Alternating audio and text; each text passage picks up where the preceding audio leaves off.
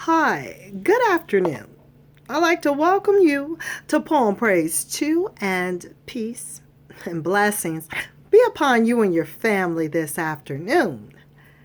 Now, what I have for you today, we're definitely going to get into Lies My Teacher Told Me by James Lowen.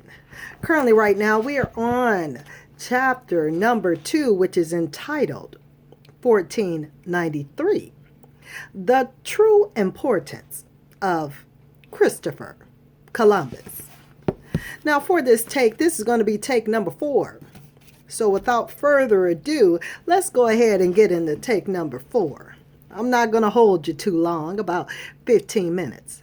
May I have just 15 minutes of your time for this 15-minute read? Okay, let's get into it, y'all. In fact, Henry's work was based mostly on ideas that were known to the ancient Egyptians and Phoenicians and had been developed further in Arabia, North Africa, and China. Even the word the Portuguese applied to the new ships, caravel, derived from the Egyptian caravos. Cultures do not evolve in a vacuum. Diffusion of ideas is perhaps the most important cause of cultural development. Contact with other cultures often triggers a cultural flowering. Anthropologists call the syncretism, combining ideas from two or more cultures to form something new. Children in elementary school learn that the Persian and Mediterranean civilizations flowered in antiquity, owing to their location on trade routes.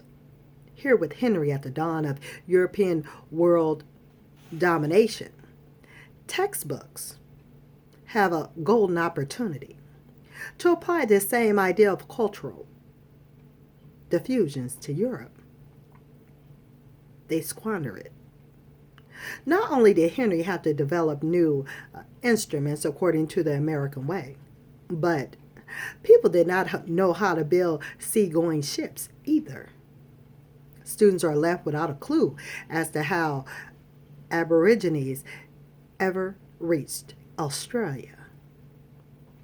Polynesians reached Madagascar. Prehistoric people reached the Canaries. By people. Way means, of course, Europeans, a textbook example of Eurocentrism. Eurocentrism, excuse me.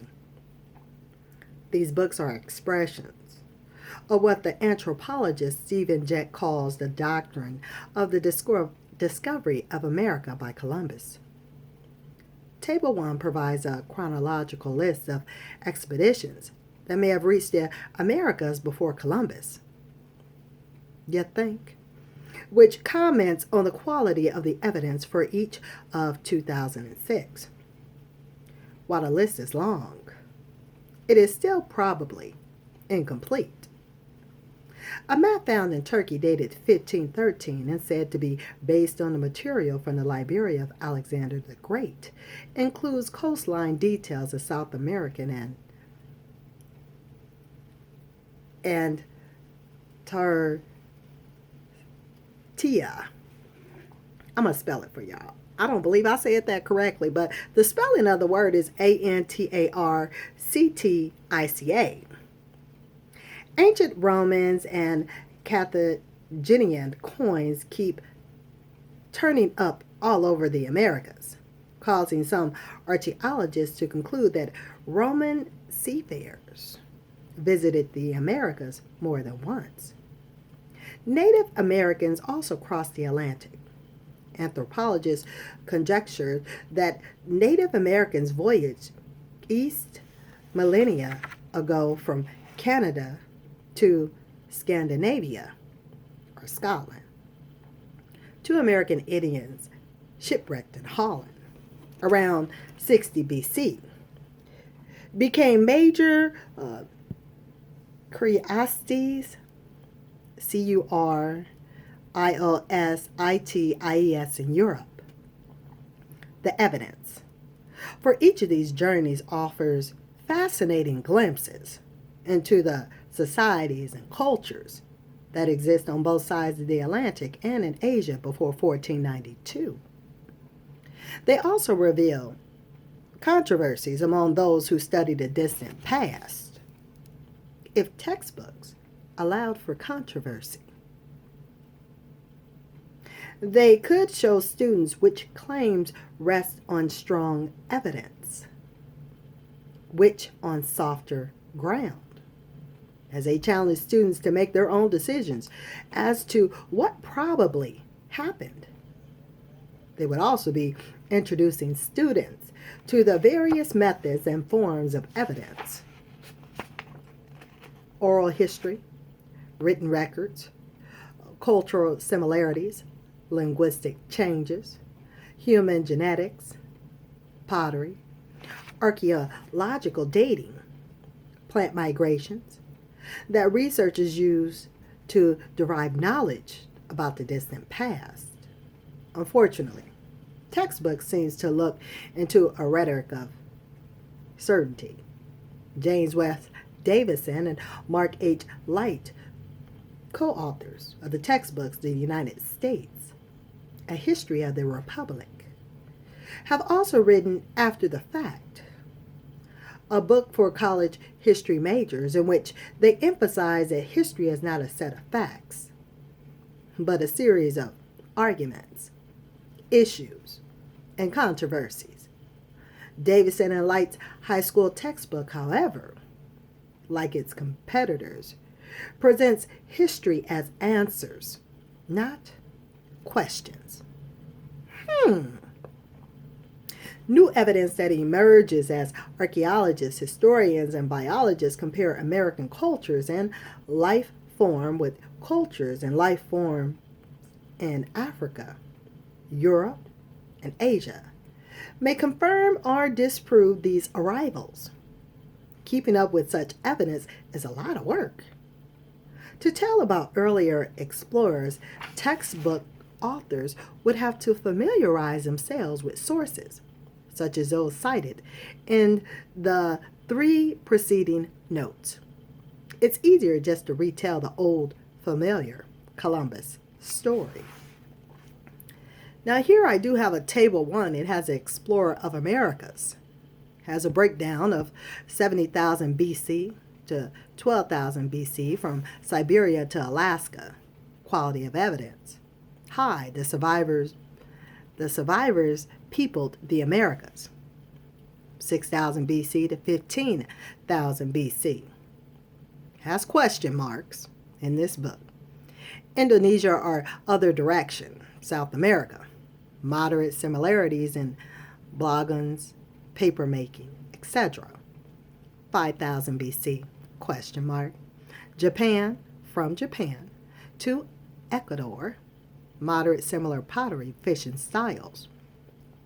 The year 10,000 BC to 600 BC, from Siberia to Canada, New Mexico. Quality of evidence high. Dini people resemble each other culturally, differ from other Indians. 9,000 BC to the present. Siberia from to Alaska.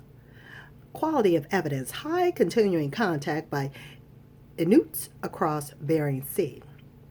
1,000 BC. China from to Central America.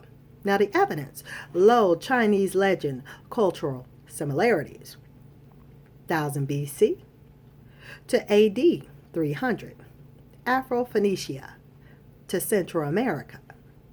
The evidence, moderate, Negroid and Caucasianoid likeness in sculpture and ceramics, Arab history, etc.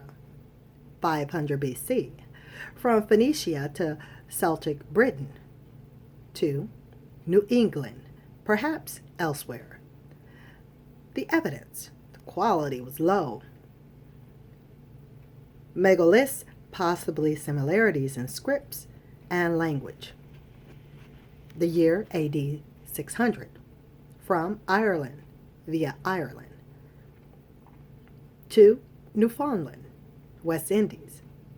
The quality of evidence, low legends of Saint Brendan, written AD 850, confirmed by Norse sagas, from 1000 to 1350, from Germany to Ireland, Labrador, Baffin Land, Newfoundland, Nova Scotia, possibly Cape Cod, and further south.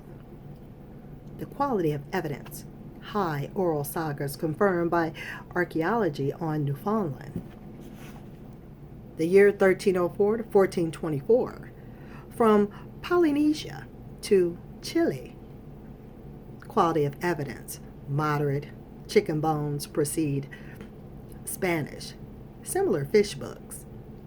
1311, question mark, to 1460, from West Africa to Haiti, Panama, possibly Brazil. Quality of evidence, moderate. Portuguese sources in West Africa. Columbus on Haiti.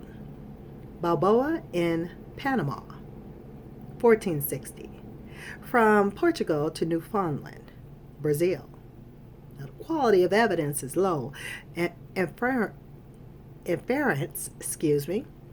from Portuguese sources and actions.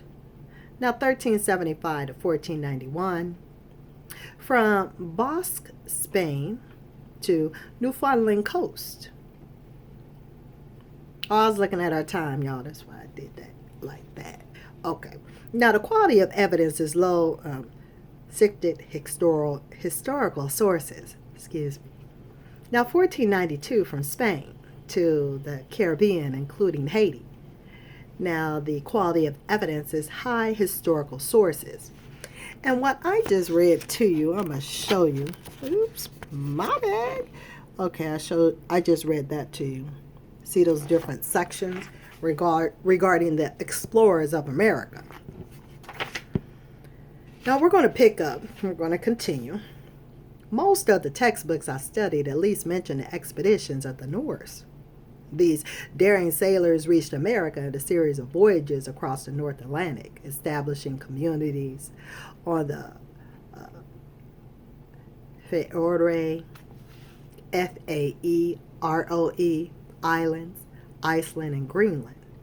The Norse colony on Greenland lasted 500 years, from 982 to, there's a little C, 1500, as long as a European settlement of the Americas until now. From Greenland, a series of expeditions, some planned, some accidental, reach various parts of North America, including Baffin Land, Labrador, Newfoundland, and possibly New England. Most textbooks that mention the Vikings' expedition minimize them. Land of Promise writes, they merely touched the shore briefly and sailed away. Perhaps the author of Promise did not know that around 1005. Thorfinn and Gudrid Carl Safini, excuse me, I might have messed that name up, y'all, but I certainly tried. They led a party of 65 or 165 or 265. Woo, those numbers all by 100, by 100, 65, add 100, 165, add another 100, 265. It was somewhere in there, a span from 65 to 265. The Old Norse sagas vary, with livestock and supplies to settle inland. They lasted 2 years. Gudrid gave birth to a son. Then conflict with Native Americans caused them to give up. This trip was no isolated incident. Norse was still exporting wood from Labrador to Greenland 350 years later. Some archaeologists and historians believe that the Norse got as far down the coast as North Carolina. The Norse discoveries remain known in Western Europe for centuries and were never forgotten in Scandinavia, Columbus surely learned of Greenland, and probably also of North America, if he visited Iceland in 1477, as he claimed to have done. Now that does complete our 15-minute read. I did hold you a little bit longer than 15 minutes. And excuse me on some of them words that I did not say correctly, but I tried. I want you to be well, be blessed, take care. And it be at thy will, I'll talk with you soon here on Poem Praise 2 for not take 4, but for take number 5. So until then, certainly keep your head up, be strong, be well. And it be at thy will. I'll talk with you soon. Here on Poem Praise 2. So until next time, later y'all.